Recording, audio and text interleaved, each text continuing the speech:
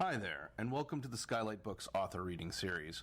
If you'd like to learn more about us and our many upcoming author events, please visit skylightbooks.com, where you can browse our inventory, buy books, and join our Friends with Benefits Club. You can also follow us on Twitter, Tumblr, and Facebook. To speak to a real live bookseller like me, please call 323-660-1175. Thanks for your support, and enjoy. But thank you for waiting, and welcome to this great adventure. Because it is a great adventure, whether I'm here or not, whether you're here or not, whether there's even a book or not. And all we have to do, just one thing, is learn how to embrace it. But it's a pretty big learn. A lot of stuff can get in the way, big stuff and little stuff. For example, on the little side of things, I'm willing to bet most of you have a word. You know the one I'm talking about. It's the one that gets under your skin. It hurts your feelings. Now, I'm not talking about the big, dumb, blunt words. I'm talking about the small ones, like, you're kooky, or you're vanilla. Mine was weird. It used to hurt my feelings, absurdly hurt them. My wife, before she was my wife, on her way to making my blocked calls list, said, "You're weird." Instantly ignited a storm of feelings. And feelings are pretty tricky, right? I mean, they can be so wondrous, but they can also be so awful. And either way, they encloud us. When I was little, in a mood, my parents referred to me as this little dark cloud with little feet stamping around the apartment, bumping into furniture. But eventually, I got older and I got more curious and I got out of the clouds and I asked myself, why did being called weird bug me so much? Especially since it's pretty much my life. I can't tell you how many times I've been introduced as that guy who writes weird books. I mean, even look at this tour. I love my publisher. I've been with Pantheon for 20 years. But you know they think the books I write are weird. I mean, even this book. I mean, can you imagine that conversation? Mark, what's going on here? It's a graphic novel, only it's much shorter. Well, it's a children's book. I like it. Okay, that's a start. It's a childhood loss and aspiration framed against a digital world at war with a pictorial reality. Or it's a children's book? It's a children's book. Whereupon my publisher, who doesn't sound anything like that, proceeds to book me on this wonderful tour all over the country, where pretty much every reading starts at 7 p.m., which pretty much guarantees one thing: there will be no children. In Atlanta, I was at a bar. In Cleveland, I was at another bar. And the weirdness, it doesn't stop there. As a newly minted father of an 18-month-old, I've become pretty familiar with bedtime readings, and I know how to rate their success. A children's book is considered successful if by the end your child has fallen asleep. And by the way, if your child falls asleep midway through that book, it's instantly considered a masterpiece. So you see where this is going, right? If this reading tonight is successful, all of you should be asleep. I am curious, show of hands, who here is a parent? All right, babies, toddlers, teenagers? Teenagers, that's a whole other world. Show of hands, who here thinks they are still a child? Great, something for everyone, except maybe the teenagers. Though actually the teenagers could probably benefit the most. I know I would have benefited from a book like this, and maybe it's even why I wrote it, for my younger self. So if you don't have a little one, then read it to your younger self. Obviously, who you read it to is up to you, but also how you read it is up to you, because there are 3 paths. The first path, which is the longest, it's not that long, it takes about 30 minutes. All you have to do is start at the beginning and read all the words. The second path takes about 10 minutes, and all you have to do is follow the haloed words. And for the shortest path, all you have to do is follow the rainbow-colored words. So I think I'll start there.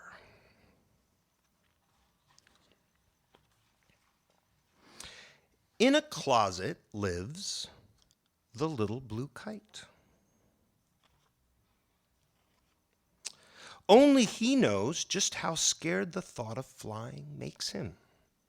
That is, until today. Today, it turns out, is a special day. The wind just takes hold, and what joy finds the little blue kite. And oh, how the deep sky beckons. The little blue kite even flies steady, and the more he flies, the deeper in love he falls.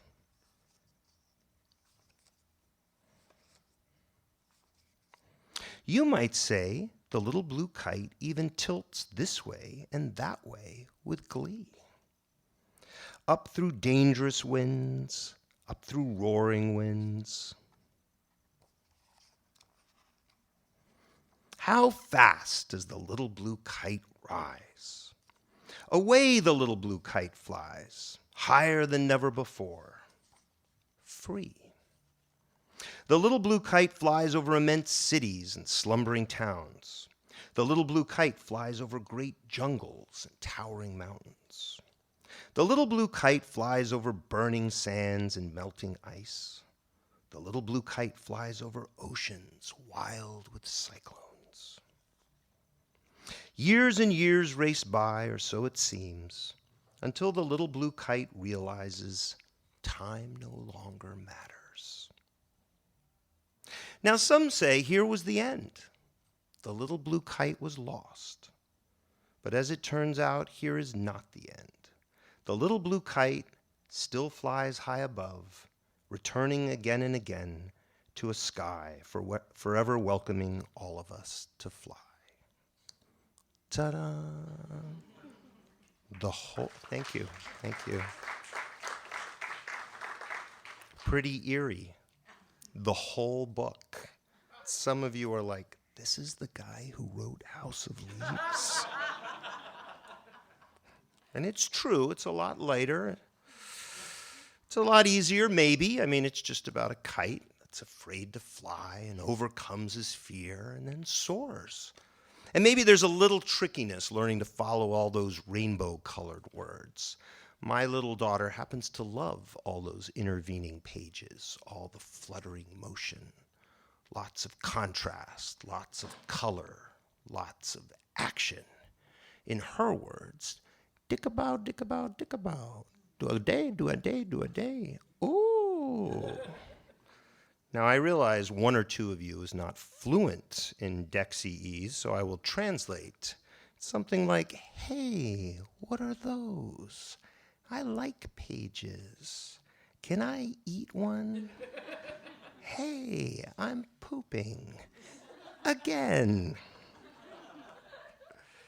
Now, of course, you, the adult in the room, especially when we get to that bit by the end, might be going, wait a minute, hold on. What do you mean time no longer matters? I thought this was about a kite afraid to fly.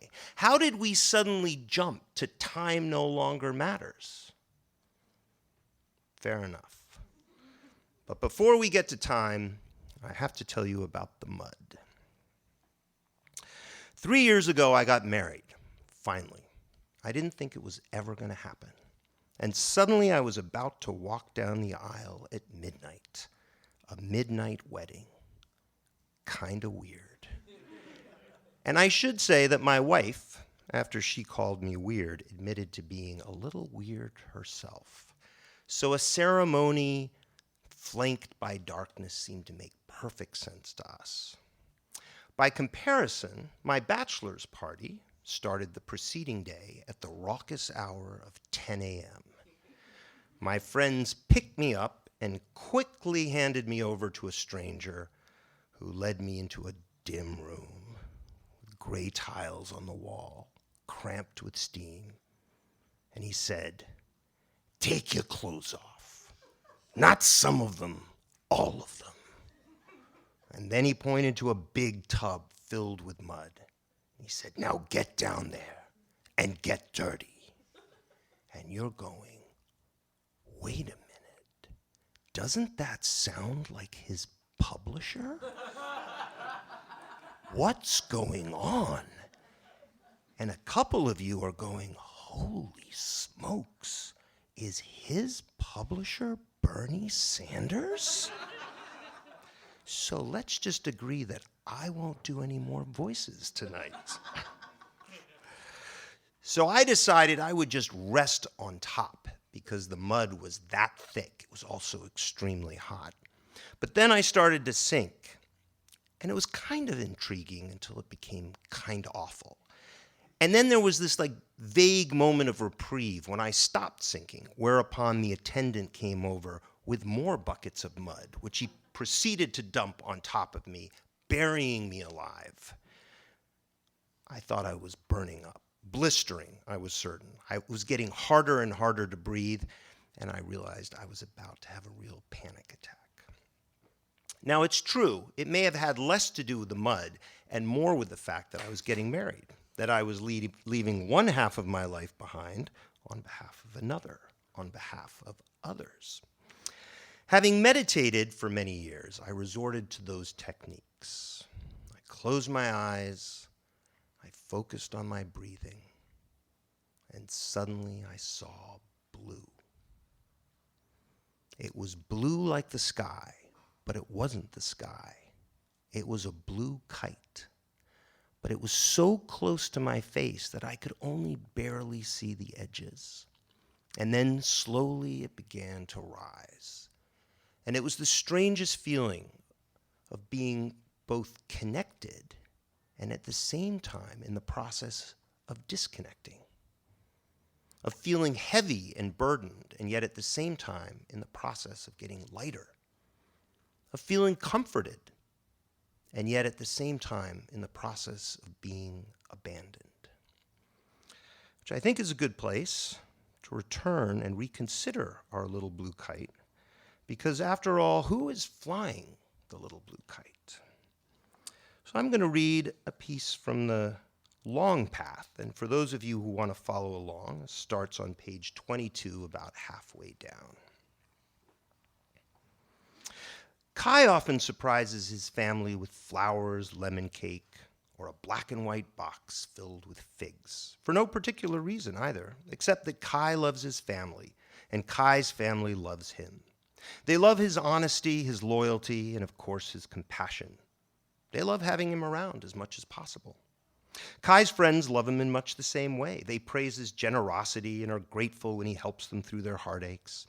Kai's employers at the company where he designs games are equally enthusiastic, commending Kai's devotion and hard work. Strangers, too, can tell that Kai is very good and very, very brave. Because as Miss Pensiones would surely have agreed, how can you be good if you're not brave? But Kai has a secret. Only he knows just how scared the thought of flying the little blue kite makes him. How awful is that? Can you even imagine? To be most frightened of what you most adore? It almost sounds too strange to believe. True, now and then Kai cracks open that closet, if only to just as quickly slam the door tight. That is until today. Today, it turns out, is a special day. And no, not because it's a holiday or a birthday. You certainly won't find this day marked on anyone's calendar. Kai isn't even feeling that great, though he isn't feeling so bad either. The most important thing about this particular day is that Kai has a little extra time. Extra time is a curious thing. No one really knows how extra time comes around. But in Kai's case, it might have a lot to do with a wind rising in a deep sky that is not too wild, yet not too mild. Make no mistake, like everyone else, Kai has many distractions.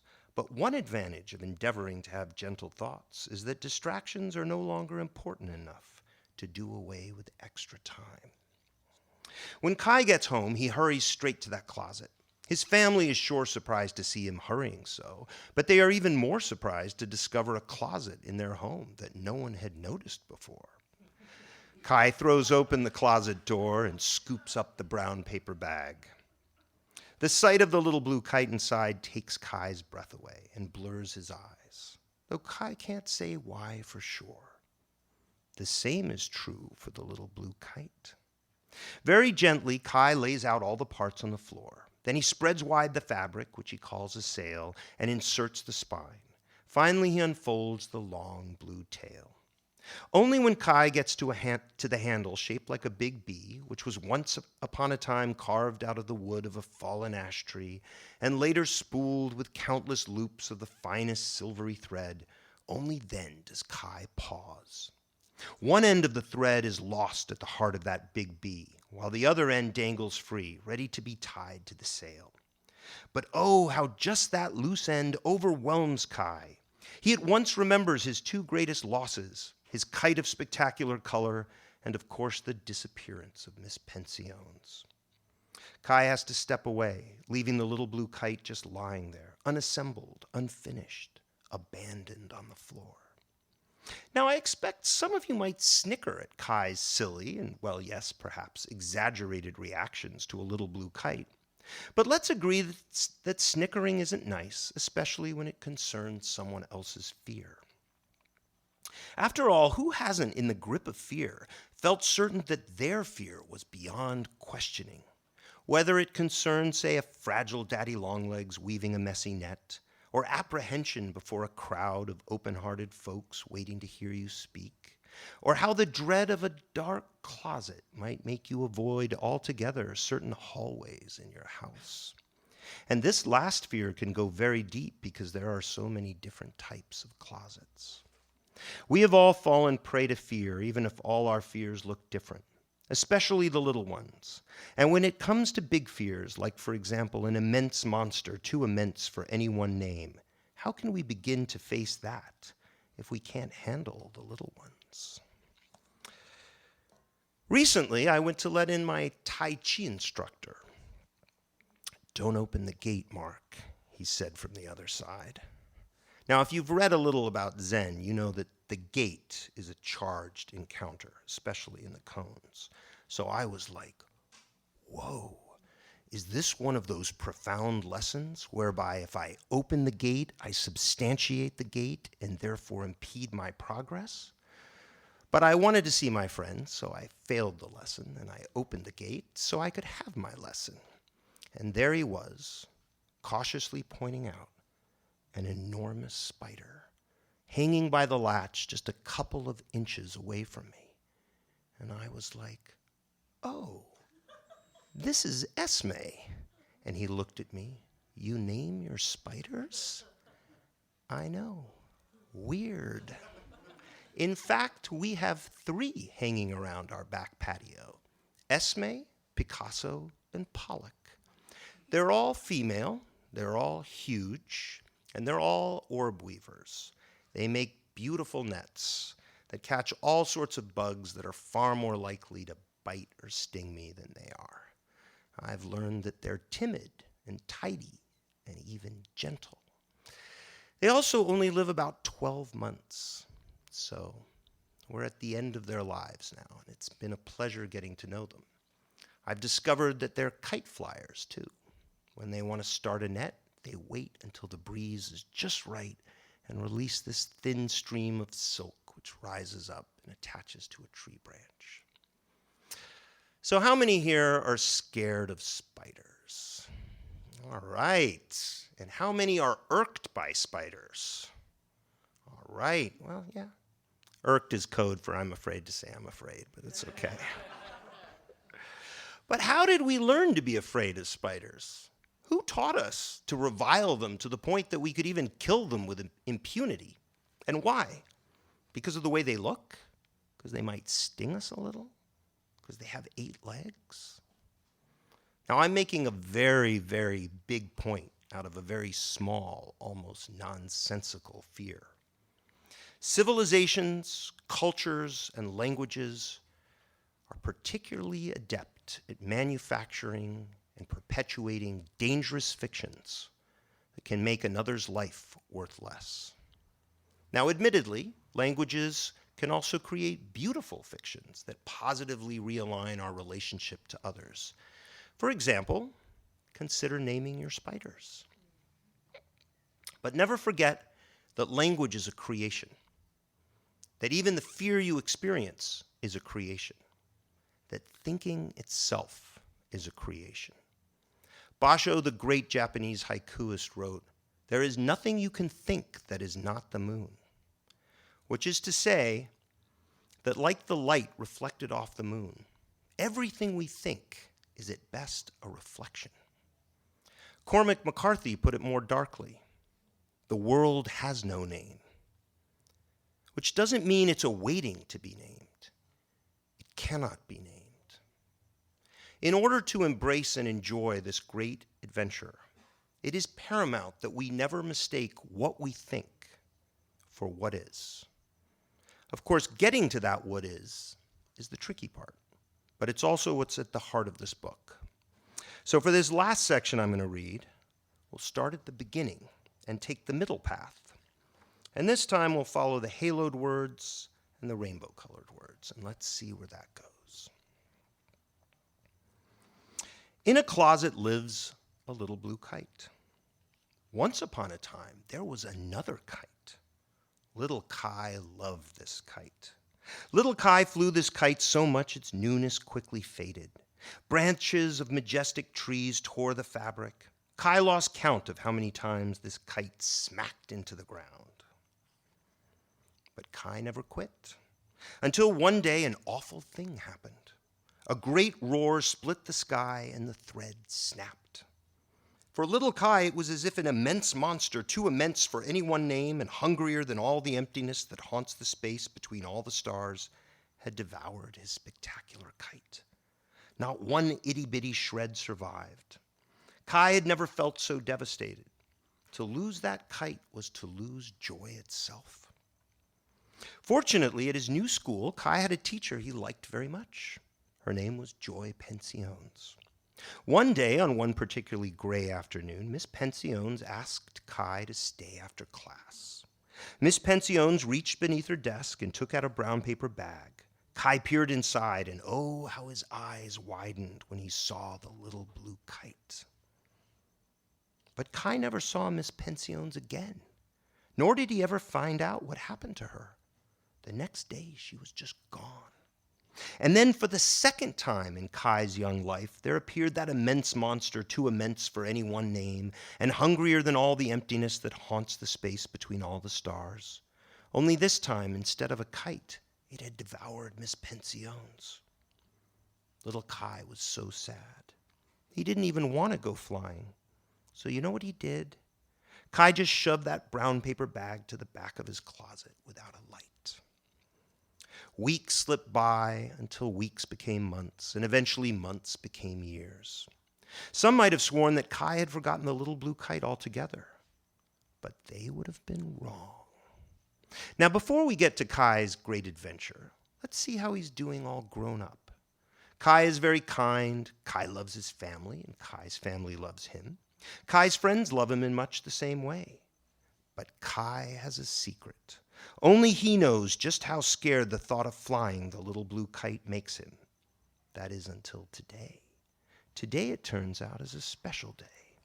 Kai throws open the closet door and scoops up the brown paper bag. Then Kai carries the little blue kite to a clearing he likes. Immediately, panic seizes his chest and strangles his breath. Kai returns the little blue kite to the back of that closet without a light. But Kai never forgets the little blue kite. And somehow, the little blue kite knows this too. Until one afternoon, Kai returns to the clearing. Kai lofts up the little blue kite, and the wind just takes hold. And what joy finds Kai. At long last, the little blue kite is free of its closet, and Kai is smiling. And oh, how the deep sky beckons. So Kai lets out a little more thread, only to stop short. You see, the little blue kite has started shaking so wildly back and forth that it seems to be shouting, "No, no, no, no more, no higher. Please bring me down now," which Kai does at once. In the days that follow, Kai continues to return to his clearing. Even if without fail, the little blue kite continues to shake in the slow wind. No, no, no. But Kai never gives up, and each time manages to fly the little blue kite, well, a tiny bit higher.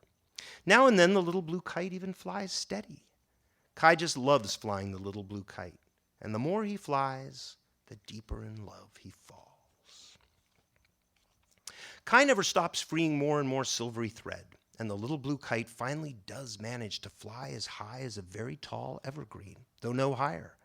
Kai, you see, has reached his limit, except when Kai realizes this, that he's stuck.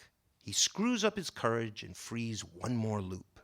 Immediately, the little blue kite jumps to a height surpassing the tallest forests the world over. Unfortunately, this small victory comes at a steep price.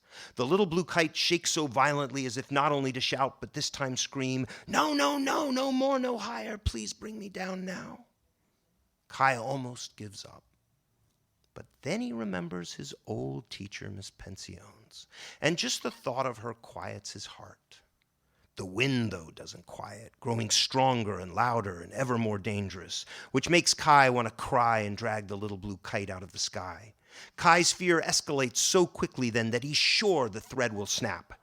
Except the thread doesn't snap. And then Kai does something very surprising. Can you guess what? Kai lets out a little more thread. That's right. And then he lets out still more thread. In fact, Kai lets out more thread than ever before, whereupon something quite amazing takes place. The little blue kite still keeps shaking, but this time it's not to cry out, "No, no, no, no more, no higher, please bring me down now," but rather, "No, no, no, not lower, not down there, higher, higher, please." You might say the little blue kite even tilts this way and that way with glee. Nor does the little blue kite stop there. Up through roaring winds, up through dangerous winds, until Kai has unwound the whole spool, or almost unwound the whole spool. One last loop remains. And what's more, it's not attached to that handle shaped like a big B. It's not attached to anything. Only Kai doesn't notice this. Kai just keeps struggling to see the little blue kite, which is so high that not even squinting really helps. And so when Kai frees the last loop, the thread just slips away. And would have escaped too if Kai didn't fast as fast can drop that handle shaped like a big B and snatch hold of the end. Poor Kai just wants to drag the little blue kite down out of the sky. And why shouldn't he? What else can he do? What would you do? Even if Kai has also started to feel something he's never felt before. It's as if the thread Kai holds wants to let go of him, which is when Kai at last understands. The time has come for the little blue kite to fly on. Kai's heart stops beating so fast. In fact, Kai's heart just breaks. But because Kai loves the little blue kite so much, Kai lets go. Now, I'm not going to tell you what happens next, because I want you to have that moment for yourself. But it was the moment that happened to me while I was interred within that mud. Like Kai, I also let go of the little blue kite. And it was terrifying and heartbreaking. But it was also transformative and liberating and calming. And when I was told it was time to go, I was completely surprised. And not because I'd fallen asleep. Quite the opposite. I was wide awake. But something had changed. Something was breached. The mud no longer mattered. Fear no longer mattered. And you guessed it, time no longer mattered. And also being called weird no longer mattered. But why had being called weird bugged me so much? I think strange is a comparable word. Comes from the Latin extraneous, meaning external. And I think that's the root of it. Weird implies that you're outside. Weird implies that you don't belong. And weird as this may sound, my whole life I've always wanted to belong.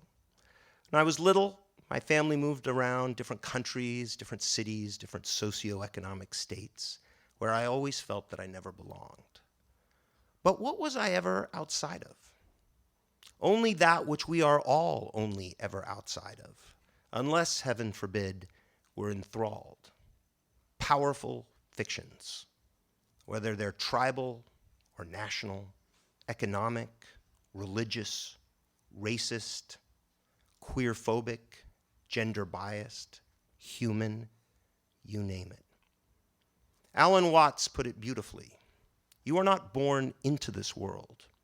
You are born out of it, like a wave from the ocean. You are not a stranger here.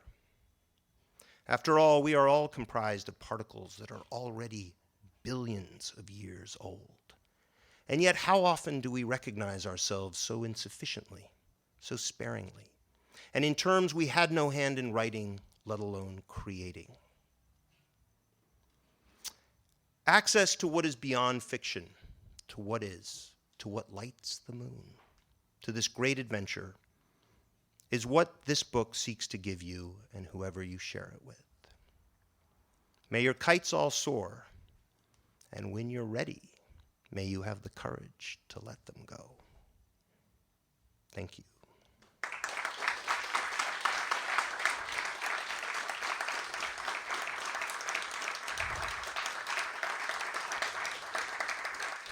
Questions? Oh, and I should probably say right here that I was wrong. LA is unique. There are some younger people here, and thank you for making the reading. You've really made my whole tour, to tell you the truth. Outstanding. Thank you. Questions? Yes, sir. Does Kai get around to measuring the dimensions of the closet?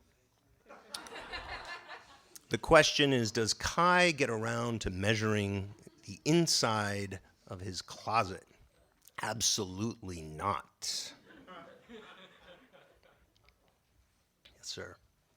So, The Familiar is such a largely expansive work, and it was 5 books right now, and at 880 pages, and you work with a lot of people, like with translations, different languages, and all that.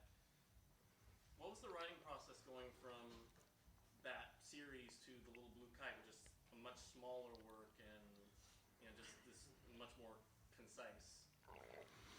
So the question was how The Little Blue Kite relates in process to The Familiar, which is a planned 27-volume novel, and we've gotten through 5 volumes, which is as it's remediating a television series, which is basically season 1, and it involved a great deal of people.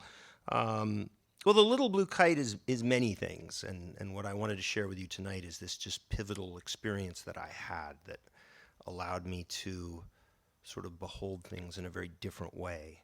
And so I don't want to put too much on that kite, but certainly the experience of watching this huge project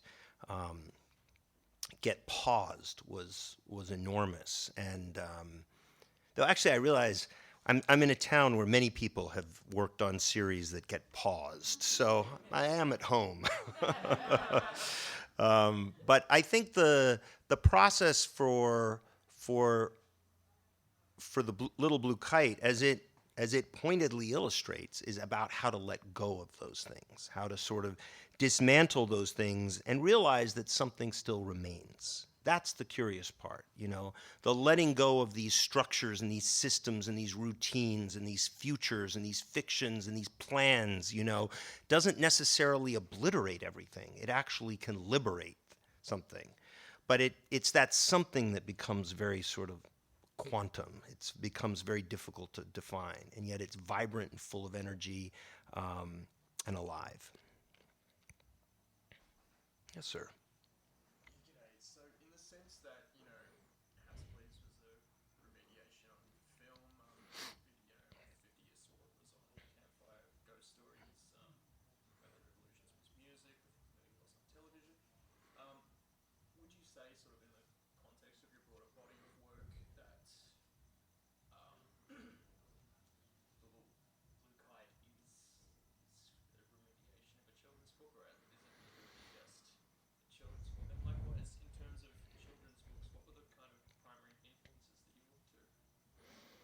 So the question is, what the hell do we do with the little blue kite? I mean, for those of you who couldn't hear the question, it's one easy way of sort of framing what I do is looking at these books, as all my books is a series of remediations, taking one media and putting it into another, so that House of Leaves is a remediation of film, Only Revolutions is a remediation of music, 50 Year Sword is the campfire, The Familiar is a remediation of the television series. So what is the little blue kite? I say that it's actually a remediation of meditation, that it is a guided meditation in a way. And while it's written very much for children of all ages, as you could see pre-verbal, you can see a little older when they're hunting sort of the Easter eggs of rainbow-colored words or whatnot. Some more challenging, texts. But at the same time, it's also, written for the parent, because becoming a parent is an extraordinary experience. I mean, it's a kind of complete obliteration of the self, and it can be extremely challenging. One small aspect that makes that challenging is that you are reading over and over a text, and it verges often on self-harm. It is so painful and torturous that you're like, I can't read about this green celery one more time. So I thought, well, what if there was a book that an adult, a parent, could read to their child, that at the same time that it was telling a story for them, would also be sort of, through repetition, opening up a possibility of how their self was changing, letting go of a previous identity in the name of a larger identity. And as for influences, I haven't gotten there yet. I really don't know. I think I'll be surprised when I sort of step back a few more steps and go, oh, wow, Cujo influenced the little blue kite. Never would have guessed. Any other questions? Yes. I recently read your House of Leaves pilot. Mm-hmm. I loved it. Oh, thank you. Could you just talk about maybe like how that came together and if there's ever going to get any? So the question was about the House of Leaves pilot that I wrote. And in case you didn't hear it, he loved it. What is going to happen with that? Well, I have been involved in a dance for about 2.5 years, and there was a big deal that was looking at House of Leaves as a television show that came very close, and didn't happen. And then I wrote the pilot somewhere in there, and I put that online, so a few people read that, liked it. I will say that pilot was, I would say, about 10% done, okay? Which is kind of a notion. Then I got very, very close to another deal, like very close. But that didn't happen, because apparently they didn't like my blue scarf. I was just, you imagine that? No, so I, in the interim, rewrote the pilot and wrote 2 more episodes. And I think these 3 episodes sort of accurately frame what my vision of a multi-season version of House of Leaves would look like. So I haven't quite decided what to do, except that I'm going to post those 3 episodes on Black Friday. I feel like that makes sense. So if you're curious, you can read them and let me know what you think. Yeah, they're fun. I would say, just for the record here, they're about 65% done. It's a fluid form. I like seeing the change. I would like to see how different people added different things. Now, will it happen? Who knows? Maybe there's another company that sort of sees the light and says, hey, let's do something crazy with that novelist. But you can't fault them if they go, hey, let's not do something with that novelist. And I guess the only other thing is that the little blue kite really does illustrate this open sky that I have stepped into. And so the future is wide open, and it's kind of mesmerizing and terrifying too. But I also have started to think about another book. And when that takes hold, I'm very faithful. Once I'm there, then that's it. I'm just going to work on that book. So I think in the next few months, I'll sort of figure it out. So, yeah. But anyway, thanks for bringing that up. Any other questions? Yes. At what age or stage do you accept and embrace being weird, and then thrive in being weird? That led you to thrive in being weird. What stage? Late in life. Late. I mean, I kind of needed to understand what it meant. I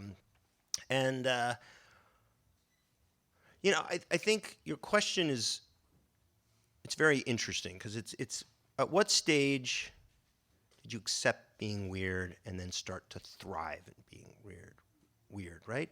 And I think one of the things that's in that question that I'm realizing more and more is not accurate is that sense of arrival, right? That sense of landing, that sense of acceptance that I am going to accept this and then I'm going to move on like a champion, right? I was going to say, or did you accept it? But I did. But I think the point is it's always a process, right? It's people, and this applies to everything, even writing. People are like, oh, so you've now reached this place creatively where you can just write without fear or anxiety or insecurity. No, it's always there. It's that you make peace with it, It's not that fear disappears, but that you understand its place and you understand that it doesn't blot out your whole sky, So sure, it can still feel painful to be outside, but I think there was the most visceral experience of being that I had that having glimpsed that, I don't live there. I'm not a saint or, but I know it's there. It's kind of like the way I can't do a handstand. Like now and then I've kind of like balanced and gone, oh, wow, this is easy, and then toppled over. But I think it's similar. Like suddenly you know that it's there, and then everything else is kind of made a little smaller. And I think that's the pursuit for me of all fiction.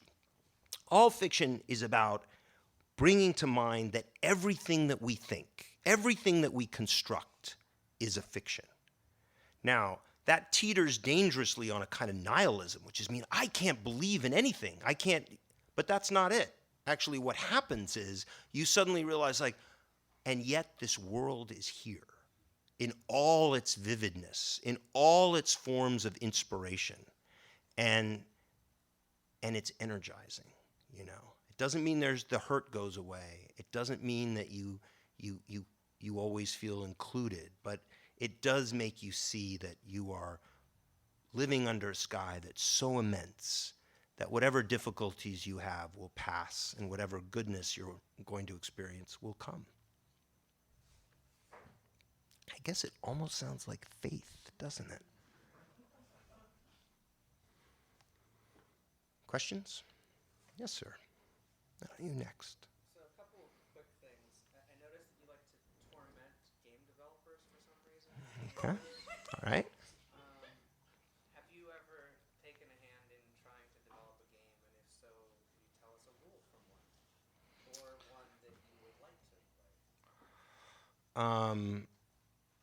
Well, so the main question is, have I ever thought of developing something into a game? Yeah. I have, but I think hopefully what this evening frames is it's not just about saying I'm going to do a TV series or I'm going to write a book or I'm going to write a game. It's kind of learning how to observe what path is right for you, how it's going to unfold, I've had options to, consider sort of relationships, but I was like, I don't know if I want to spend the next 5 years with these people, Seems like a weird thing to do. But sometimes I can be like, I really like this person. I don't know where that's going to lead, but this at least sort of makes sense. And So it's sort of the same with video games. I don't persecute game developers. I really am quite fond of them. In fact, there were some great engineers, one in particular that helped with the familiar and all the coding and understanding just really, under the hood what was going on. But for me, it seems like such a huge leap. Like, how would we move into the game? Like, what would that even look like? Not its finished form, but what would the start of that even look like, But it is an interesting question because lots of people on this tour in particular were curious about developing something into a game. So, who knows? Always a possibility. Yes? What were you trying to say by linking the handle of the kite to Yggdrasil, the little tree? So the question was about what was I trying to say by linking the handle to the kite to a very famous ash tree. Now, I'm not going to answer that question. I'm not going to specifically sort of tell you what is happening in this book, but I appreciate that you're pointing out, a very good. It's very well observed. I think what you're getting at though is what purpose are a lot of these little nods to House of Leaves, for example, or some of the other books. Even the color scheme of Only Revolutions is in there, And I think part of any story is extremely personal, right? And I hope I've shared a little bit of that with you. And that includes my books. My books are my relationship to my books and how, in some ways, I need to let go of those so I can move forward into something else. I have to recognize that history, but I also have to realize that history isn't going to write what my future is. And I think the part of this book that isn't personal, but that applies, and I think applies to everyone, whether you're young or old, is that you can experience through a small, simple story that experiencing of opening yourself up. Someone on this tour said, I think the Little Blue Kite is kind of House of Leaves light, And I think in some ways I agreed with him. I think, House of Leaves is a journey. It's a journey through a great deal of darkness. And I'm always most concerned when someone tells me that they're only halfway through House of Leaves and they've been halfway for like years. And I'm like, oh no, you're stuck in the house. Get out, man, get out. But this is a little, it's a little less ambitious. You have to read it many times to sort of begin to open up that sky, but it's certainly more, assailable. And I think as you get older, as you become a parent, as you become, a partner, as you become a friend, you realize that what you'd like more than anything is to give someone what you've learned through agonies and other things in a much shorter way, I mean, how great if we could just with one word communicate something that would make everyone's life better. People have tried, no one's done it, but the Little Blue Kite definitely is a shorter route through that journey, and maybe not all journeys have to be that dark. Yes. How did I come up with the Little Blue Kite? You mean like the title? The whole book. How much time do you have? So how did I come up with the Little Blue Kite? Well, partly it was this image that I had of a blue kite that I was sort of sailing in my mind and what happened when I let go of it. But that, because you're very smart, is only part of the story. Because as whole and fully formed as that experience was, it took another 3 years to finish the Blue Kite, the Little Blue Kite. It was an amazing amount of sort of rewriting, and the story grew, and there were multiple characters and footnotes and an ash tree, and it just went on and on. And then I worked with my editor, and we cut it down until it was just as slim as possible. And then there were all sorts of drawings that were made. I spent every night watercoloring kites. And then we had all sorts of skies, but we thought, how great if everyone submitted skies. So we went online and we asked readers if they would submit their favorite skies, and we incorporated them in the book. So when you look at these skies, you're seeing actually scores and scores of people who've shared those skies that felt something to them. And then we just put it all together and tied it up in a bow and went, let's go on a book tour.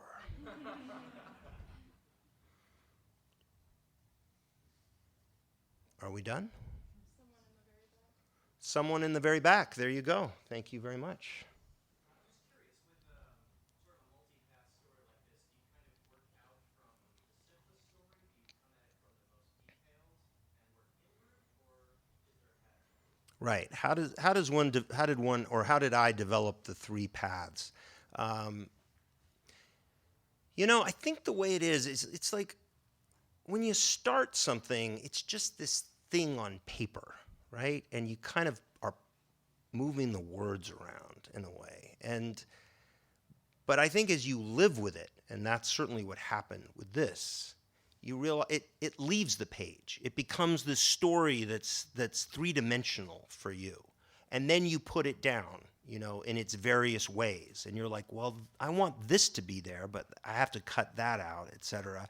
And so there was this understanding, and the three paths actually, I'm glad you asked this, illustrate a kind of tension in the book, because we could have just done the rainbow-colored word version. We could have made it a really simple story, but there was this other part. So we could have gone with the middle, And eventually what I realized is I began to hear the music of how it all worked together, right? So when you're reading the rainbow-colored version, you're seeing all this art. You're seeing all this stuff that goes unspoken, right? And a child can be holding the thread of that story, but at the same time be like, wait a minute, who's he? What's all these dark clouds?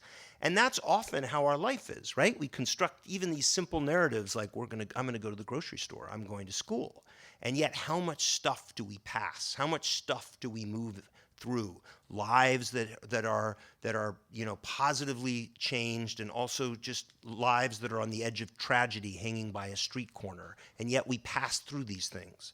And so the idea was that you could tell a simple story, but at the same time begin to reveal that the world is a much bigger place.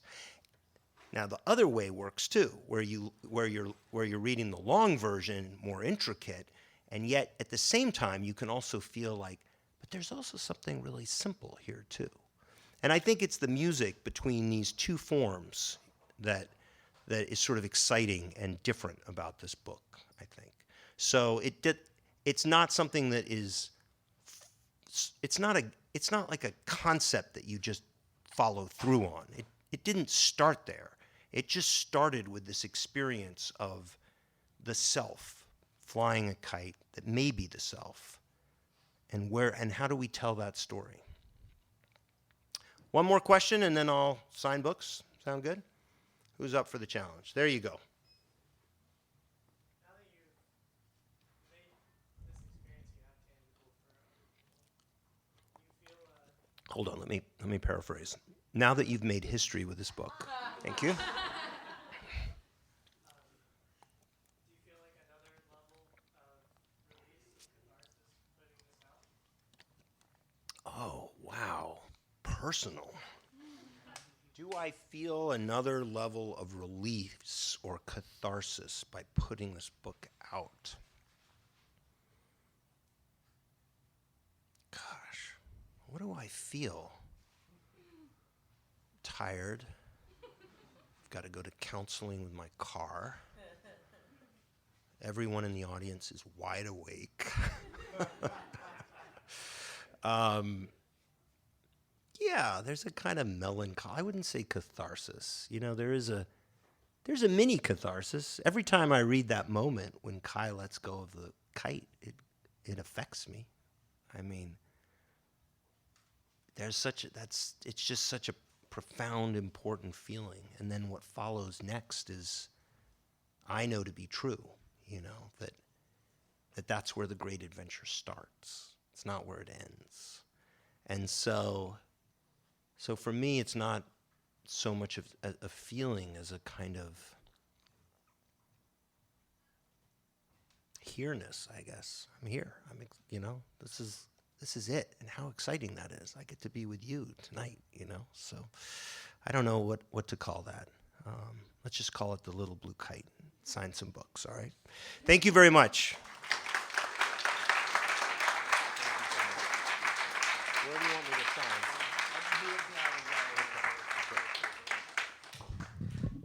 Let's thank him one more time. Thank you so much. Thank you so much.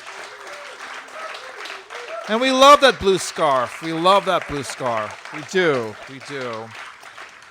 What I'll do is I'll move this stuff out of the way, and I'll bring out a table where he can sign behind. We have copies of his book, all of his books, at the register. We'd love it if you bought the books first before you got them signed.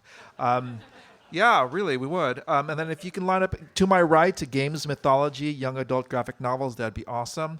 And if you are a member of the store, a friend with benefit, you always get priority in the signing line, so just identify yourself. So thank you very much.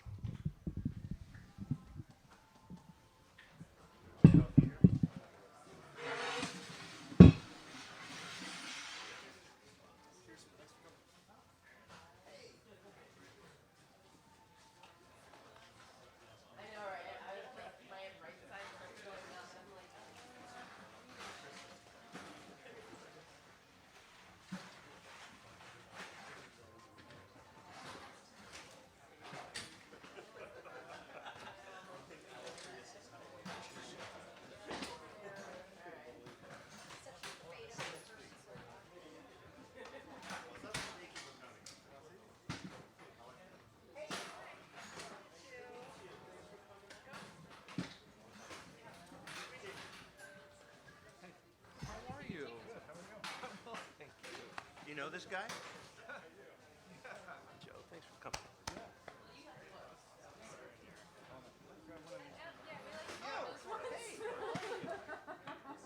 There you go. Great. I have pens, but if I could get a cup. Yeah, a dry cup for my pen lids. I will see you soon. Am I allowed to grab one of those, or I shouldn't grab one? Yeah, I have no idea. I mean, I don't want to touch it.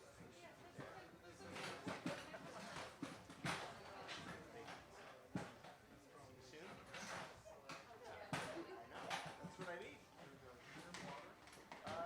Want more water? I'm good right now. Okay. I'll start. I'll just, yeah. First one, come. Do it. Fix my pen. We don't know what happened. Just go. Hey, how are you? One last thing. And by the way, I'm fine with selfies. Just ask the person behind you if they can help with the camera or whatever, the phone, just so you can move more quickly. You don't even have to ask. Just say picture.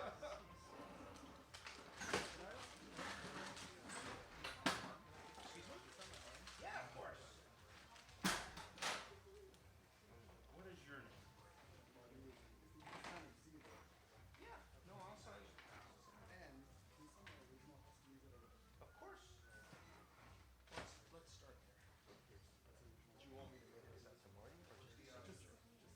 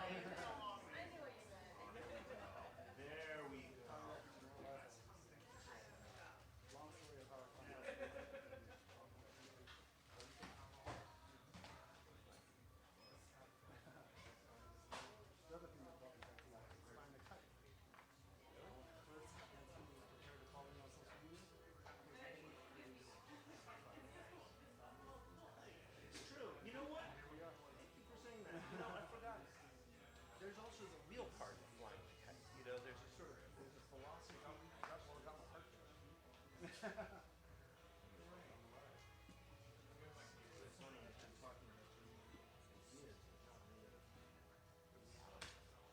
right, let's see. The red, absolutely.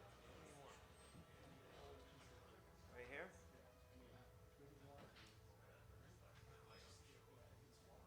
That was good. That's good. That's good. You got it. Thank you. You bet. Thank you. Good luck with everything. Let's keep flying those kites.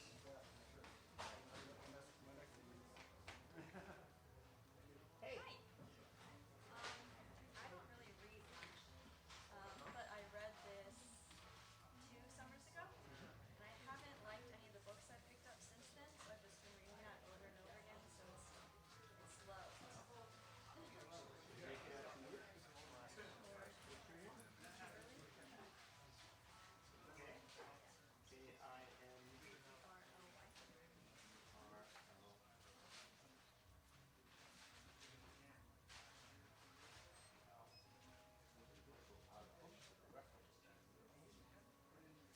Feel like branching out those, and then those form.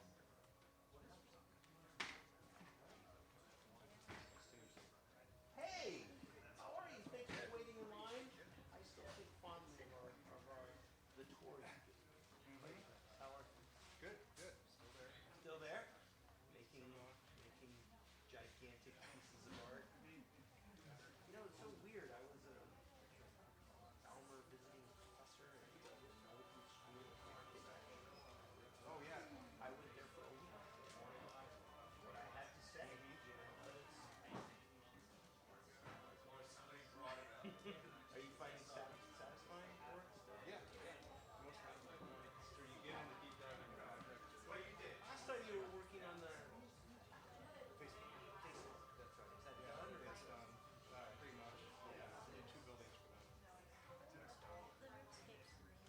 Yeah. It's a green roof. The building's about a half mile long. One space you can fly a paper airplane around.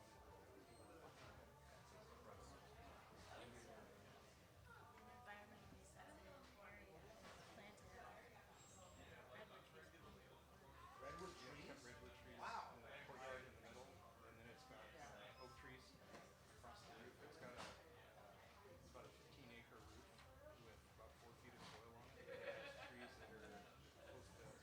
trees that are close to 30 feet tall.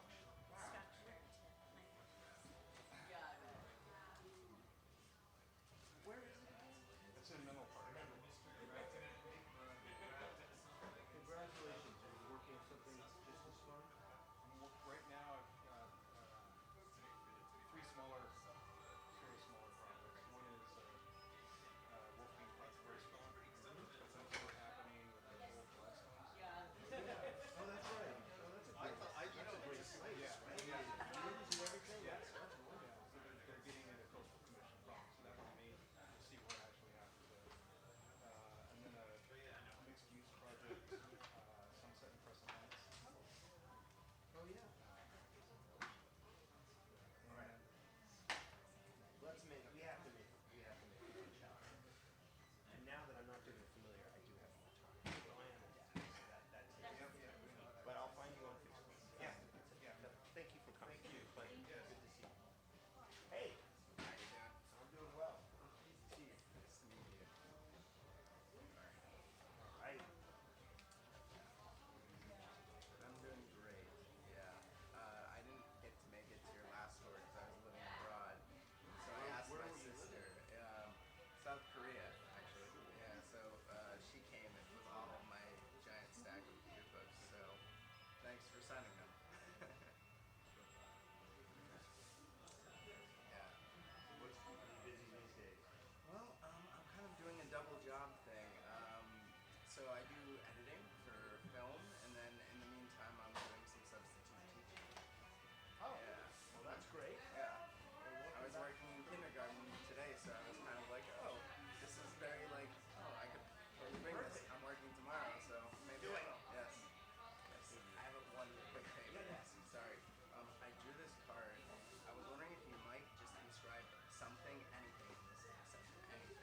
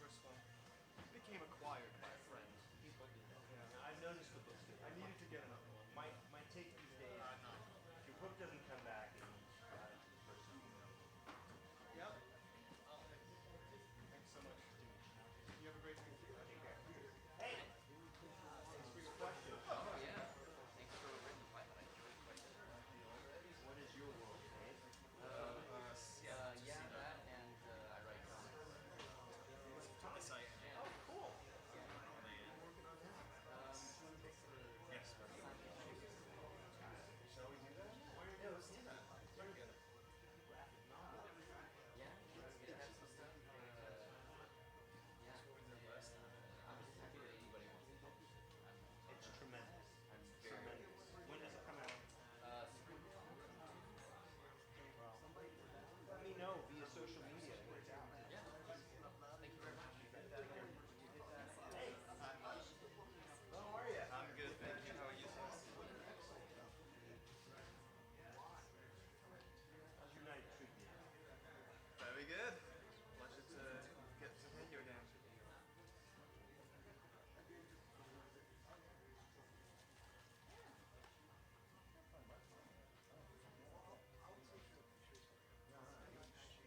Hello, sir. Awesome. Mind if I get a picture? Oh, This is my wife. oh, hi, wife.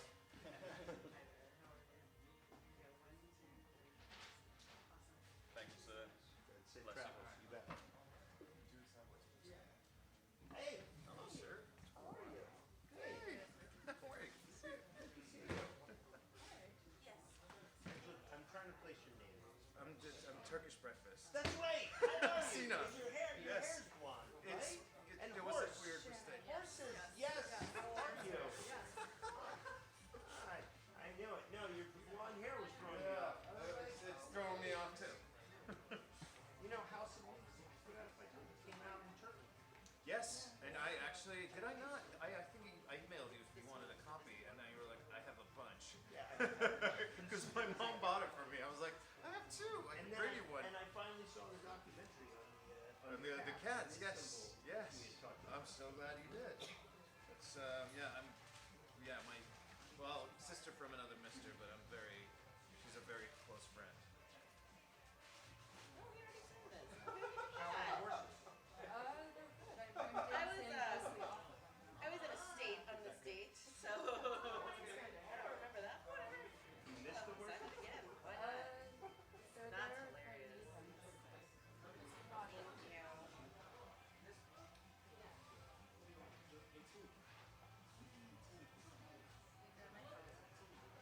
You got the rainbow prints too. Beautiful.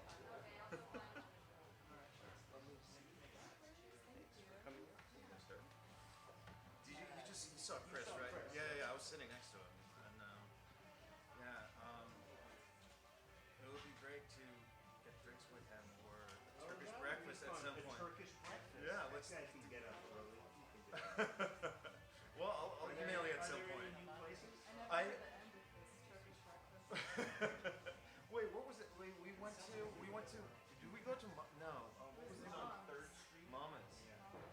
But there's also I always kind of mix it up with Mama Shelter, which is like a completely different type of place. But there should be another place. I will email you in due time. When